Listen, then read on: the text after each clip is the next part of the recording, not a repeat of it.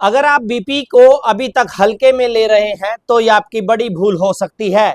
High blood pressure एक silent killer की तरह है जो बिना बड़े लक्षण के शरीर को अंदर ही अंदर नुकसान पहुंचाता रहता है। वर्ल्ड हाइपरटेंशन डे के मौके पर पानीपत के मॉडल टाउन स्थित मदान अस्पताल में निःशुल्क हेल्थ चेकअप कैंप लगाया गया। कैंप में मरीजों के बीपी, ब्लड शुगर, ईसीजी और लिप्रो प्रोफाइल जैसे जरूरी टेस्ट मुफ्त में किए गए। इमरजेंसी मेडिसिन एवं क्रिटिकल केयर विशेषज्ञ डॉक्टर अनंत मदान ने बताया कि हाई बीपी का सबसे ज्यादा असर दिल और किडनी पर पड़ता है। कई मरीजों को सांस लेने तक में परेशानी का सामना करना पड़ता है। अगर मरीज को डायबिटीज है तो खतरा और ज्यादा बढ़ जाता है। क्या इसको साइलेंट किलर कहा जा सकता है? हाँ, जैसे आपने कहा कि आज वर्ल्ड हाइपरटेंशन डे है। हाइपरटेंशन का मतलब होता है बीपी का बढ़ना। अबव नॉर्मल रेंज में अगर बीपी जाता है तो ये साइलेंट किलर होता है। लोग सोचते हैं मुझे कुछ फर्क तो पड़ नहीं रहा, मेरे को सब कुछ ठीक है, थोड़ा सा मेरा बीपी ही तो बढ़ा हुआ है। तो उसमें दिक्कत ये हो जाती है सबको कि जब बीपी बढ़ जाता है तो हार्ट पे स्ट्रेन पड़ जाता है, और हार्ट पे स्ट्रेन पड़ता है तो मसल्स में दिक्कत आती है हार्ट के, उसमें हाइपरट्रॉफी ऑफ हार्ट हो जाती है।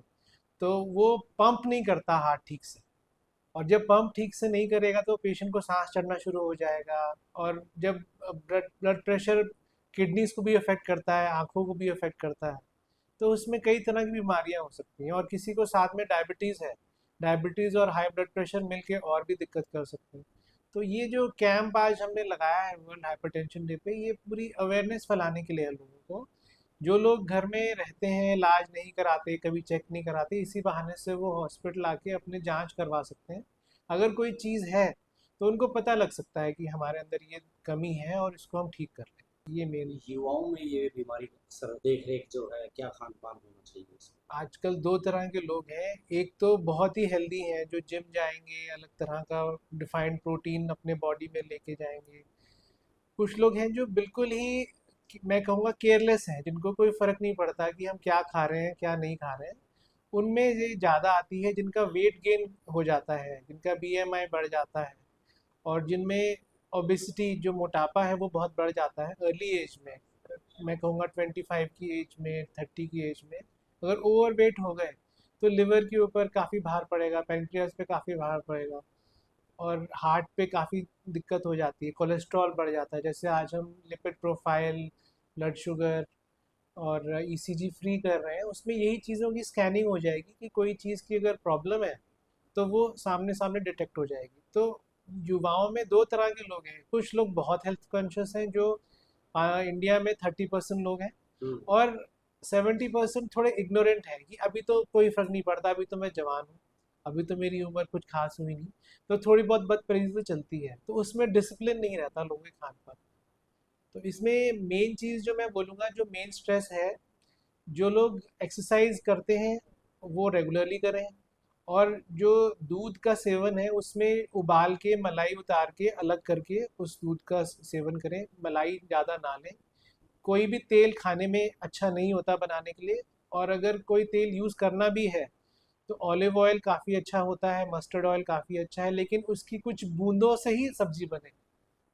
ये नहीं कि आधी कड़छी डाल दी और जिम चले गए, उसका कोई फायदा नहीं है। जितना ज़्यादा तेल डालेंगे उतना ज़्यादा नुकसान पहुंचाएगा, और उतनी एक्सरसाइज कभी कोई कर नहीं पाता। अगर कोई स्वीट डिश किसी को लेनी है, आइसक्रीम किसी को लेनी है, तो लिमिट में ले, पोर्शन कंट्रोल करके ले, रेगुलर एक्सरसाइज ज़रूर ले, और सोना 8 घंटे बहुत ज़रूरी है। सबके जीवन में बहुत ज़्यादा स्ट्रेस है, सबको लगता है कल क्या होगा, अभी क्या होगा, परसों क्या हो गया।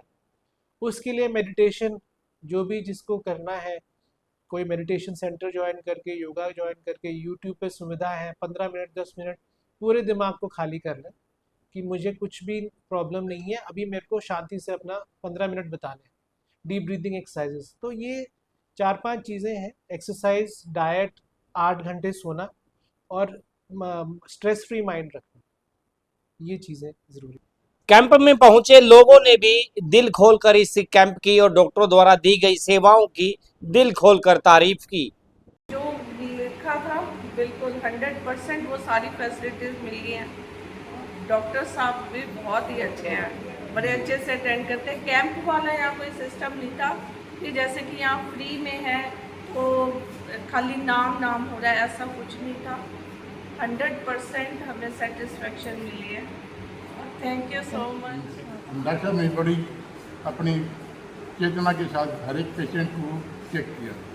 और स्टाफ कैसा था यहाँ का, मदान हॉस्पिटल का? स्टाफ का भी उनका चाल चलन या दूसरा सहयोग पूरी तरह से काबिल योग्य है। शहर की जानी मानी गायनोलॉजिस्ट डॉक्टर निधि मदान इस कैंप के बारे में क्या कुछ कहती हैं। आज बेसिकली वर्ल्ड हाइपरटेंशन डे के उपलक्ष्य में अनंत हेल्प फाउंडेशन, जो डॉक्टर अनंत की एनजीओ है, उसके आयोजन से ये कैंप हमने नियोजित किया है अभी, जिससर एसेंशियल हाइपरटेंशन जो कि हाई ब्लड प्रेशर जो हर समय पेशेंट को रहता है, वो अक्सर मिडिल एज से स्टार्ट होता है और बड़ी उम्र के लोगों में भी बहुत ज़्यादा पाया जाता है। छोटे बच्चों में हाई ब्लड प्रेशर के और बहुत कारण होते हैं जिनकी वजह से हाई ब्लड प्रेशर होता है, पर ज़्यादातर पुअर लाइफस्टाइल की वजह से हाई बीपी होने का खतरा रहता है। ओवरवेट, डाइट ठीक से ना लेना, बहुत ज़्यादा नमक वाला खाना खाने की वजह से या बहुत ज़्यादा ऑयली फैटी खाना खाने की वजह से हाई ब्लड प्रेशर होने के चांसेस रहते हैं। बहुत लोगों का हेरिडिटरी भी हाइपरटेंशन का प्रॉब्लम होता है। तो इसके लिए सबसे ज़रूरी ये है कि आपने अस्पताल में जाकर अपना ब्लड प्रेशर चेक कराना है, अपना लिपिड प्रोफाइल कराना है, अपना ईसीजी ज़रूरत पड़ने पे अगर आपको छाती में दर्द है या घुटन महसूस हो रही है तो आपको ईसीजी कराने की ज़रूरत है उस केस में। अगर आपको स्क्रीनिंग करानी है तो वो आपको लेटर ऑन ज़िंदगी में आपके लाइफ में हाई बीपी ना हो, उससे अवॉइड करने के लिए बहुत ज़रूरी है। तो आप समय समय पे अपना सिर्फ और सिर्फ ब्लड प्रेशर भी चेक कराते रहेंगे तो आपको बहुत आइडिया लग जाएगा कि अच्छा हाँ, मेरा बीपी थोड़ा हाई की तरफ है। कहीं भी 120 से 80 से ऊपर अगर आपका बीपी है तो आप समझ लीजिए कि आपको हाई ब्लड प्रेशर के चांसेस।